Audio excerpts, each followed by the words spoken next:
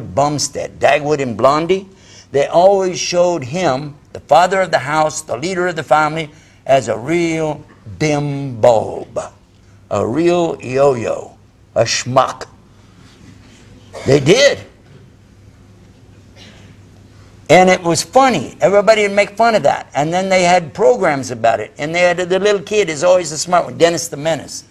The kid is always the brilliant one. The parents are stupid. The kid's real sharp, and he's putting them down to the extent today that they just start right out. The very first joke they got is the kid going, what a yo-yo. And everybody's laughing. Judaism, Christianity, and Islam forbid that.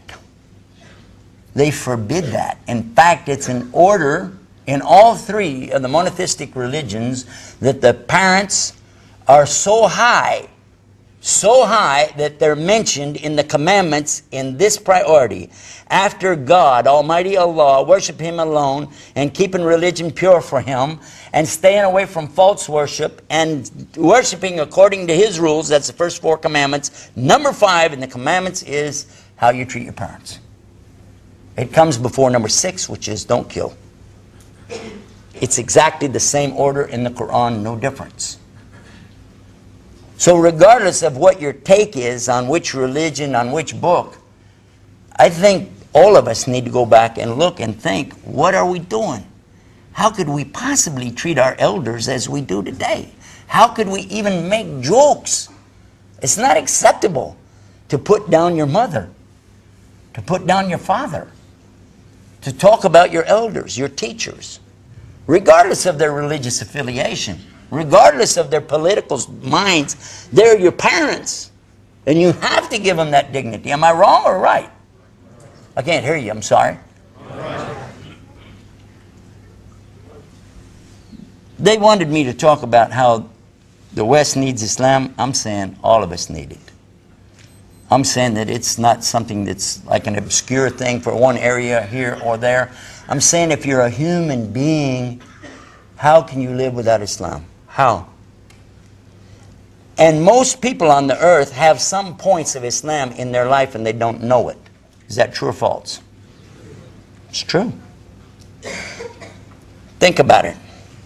If somebody is willing to put the other person ahead of their needs, is that a teaching in Islam? If somebody is willing to sacrifice from themselves to help somebody else, is this Islam? If somebody is going to feed somebody in the day of need, or take care of the orphan, or the traveler, the wayfarer, is that part of Islam? It may be that they don't have the right beliefs, but how about the actions? And when we find that there are so many people who want to do something good, they have an idea. How about this? Instead of cutting them down to the level of, okay, because you don't believe what I believe, you're totally wrong. How about emphasizing the good that people do and encourage them to do more? Okay, you've got a good deed here. How about let's add to that? I mentioned something last night, but I'll mention it again, that sometimes we find people of other faiths who start hanging around the Muslims, and even to the extent that they like what they hear, they like what they see. They feel good when they're with you because you're a good Muslim, you don't drink alcohol, you don't smoke cigarettes, you don't play with drugs, you don't chase after women. And as long as these things are in place, especially you don't cut people down, you don't make somebody feel like low, they feel good. They want to be with you. To the extent that when you want to do salah, they want to pray. They want to stand and pray with you. When you're fasting, they want to fast with you. So you ask them, well, why don't you become a Muslim? What? No. No. But they're still doing some good deeds, yeah? But we come back to this same thing again, to remind them that as much as your good deeds that you're doing, how about this idea? How about enroll in the program to get the benefits? How about sign up for the job so you can get paid on payday? Make sense? If you're going to do all this good stuff anyway, what is it to enter Islam? It is to say with conviction, that there really is God. One God. And that you want to worship Him on His terms. That's the very beginning. That's the first step. Immediately followed by the second step, to bear witness that Muhammad brought the message that I just said, that there's one God, and you need to do what He wants you to do. What is so tough about this for somebody who already claims to believe in the monotheistic faith? And the answer comes that people say, well, this is what I grew up in. This is what I found my forefathers doing. I'm committed to this because my family is this, my tradition is this, and so on. Allah subhanahu wa ta'ala mentions that in the Quran. This is exactly the excuse that people use. But it's not a valid excuse. It is ignorance. Because if you know something will benefit you more than what you have, why can't you abandon that for what's better for you? Why not? And I'm going to wrap it up by telling you what happened to me when I was trying to convert the Muslim to Christianity. When it comes to debating, I considered myself pretty good at it. I used to do it. I used to love to debate. Any subject. Didn't have to be about religion. What do you want to debate? I'd take either side. I enjoyed it. And he could tell I'm trying to convert him. And at one point he says, my religion, Islam, teaches me that if I find something better than what I have to go for that. I said, what? He said, yeah. Whatever we have, if we find something better, we leave what we have and take what is better. I got him. I said, you mean to tell me that if you find a better religion, you go to it? He said, yeah, if there's a better religion, I'll go to it. I got him. Because Christianity, you don't have to fast, 30 days in Ramadan? You don't have to pray 5 times a day. You don't have to go to Mecca. You don't have to do a pilgrimage. You don't have to pay something called zakat. In fact, you don't even have to be nice to be a Christian. You should, but it's not a mandate. The mandate is to say Jesus died for your sins. That's the big thing. And He's the Son of God. That's easy. And when I said that to him, he said, well, I will go to your religion if your religion's better than mine. But you need proof. Proof? Excuse me, religion is not about proof. Religion is about faith. He said in Islam we have both, faith and proof. I said, do you mean to sit there and tell me, as a Muslim, you can prove there's God? He said, you mean to sit there and tell me, as a preacher, you can't?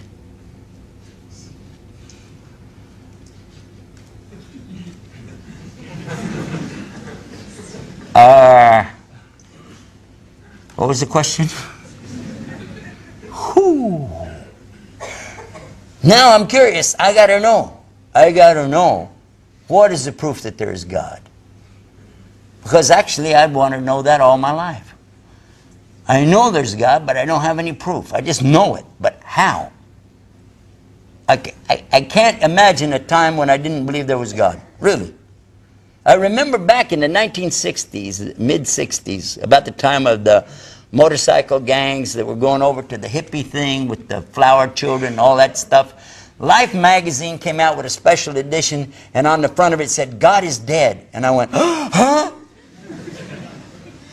Can you imagine a grown-up doing that? I'm a real gopher, you know. I said, oh, God, what happened? Where's the obituary pages in this thing? And it was some kind of nonsense article, but it got my attention. This, it's something that, you know, people speculate a lot of things about God, offer this and offer that, and they come up with some real weird ideas. But nobody ever talks about the proof that God exists.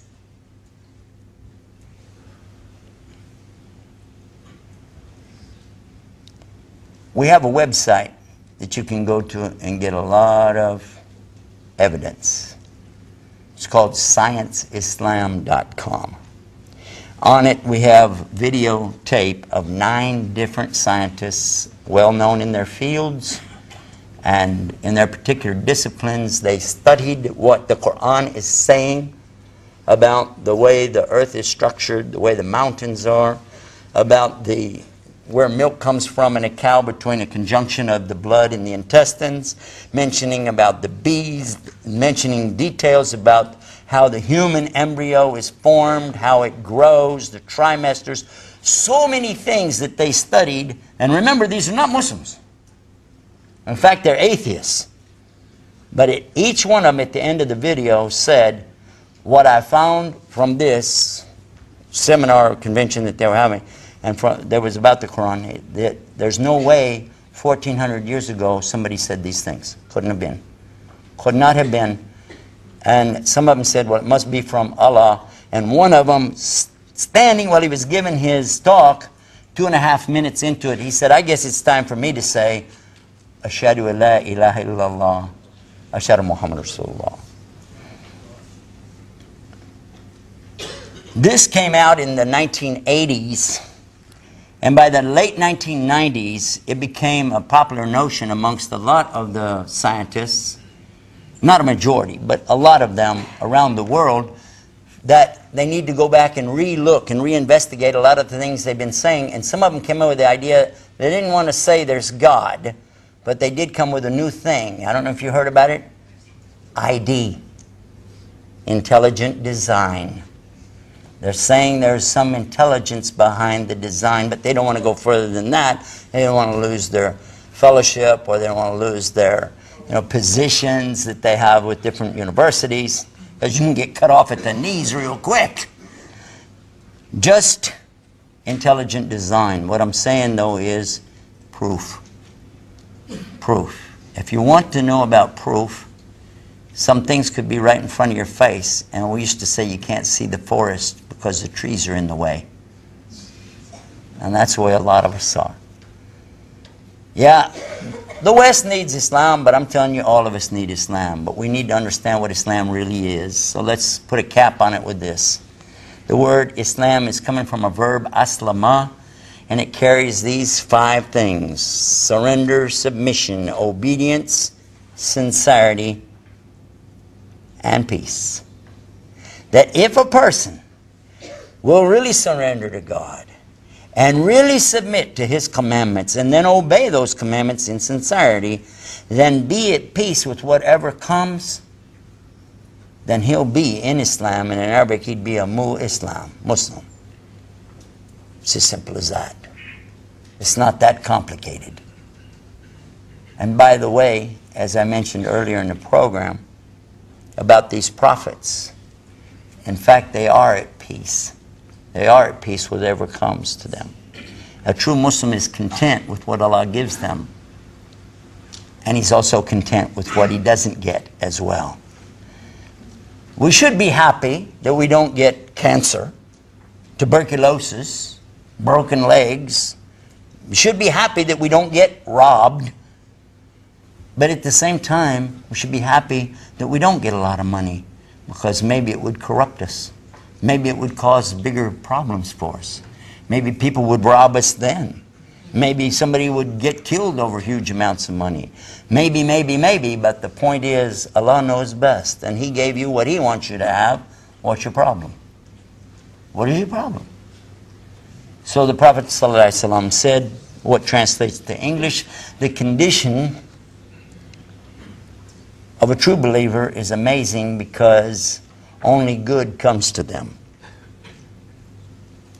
That when the material things come, the things that they want, whatever it might be, they say, Shukr Allah, thank you to Allah. They appreciate it. And when the difficulties, the trials and tribulations come to them, they make sabr. They're at peace with it. Persevering and patient. And he said, and it's good for them, but it's only in the case of the believer. So may Allah make it good for us and make us believers. Ameen. Allah guide us and keep us in the real deen, and help the people of the East, the West, the Middle East, and everything in between to understand and put into practice the good of Islam. Ameen. Assalamu alaikum wa rahmatullah.